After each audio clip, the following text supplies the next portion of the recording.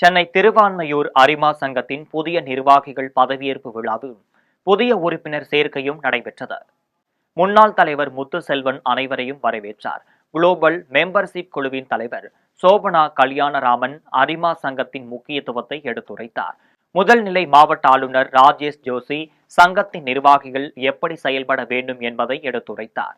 இந்த ஆண்டு அரிமா சங்கத்தின் தலைவராக ரவிச்சந்திரன் பொறுப்பேற்றுக் கொண்டார். மண்டல தலைவர் அருள்குமார் வாழ்த்தினர். செயலாளர் ரவீந்திரன் நன்றி தெரிவித்தார். இந்த விழாவை சசிகலாமணி ஆகியோர் தொகுத்து வழங்கினர். எனக்கு பிடித்த ப்ராஜெக்ட் என்னவென்று சொன்னால் ஐ ப்ராஜெக்ட், அதாவது ஐ டொனேஷன்.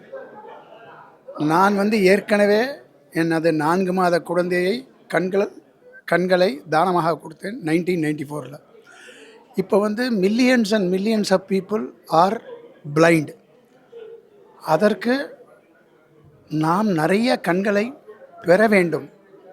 யார் ஒருவர் இறந்தாலும் அவர்களிடம் போய் அவர் வீட்டில் போய் நாம் கேட்க வேண்டும், கண்களை தானமாக கொடுங்கள் என்றால்.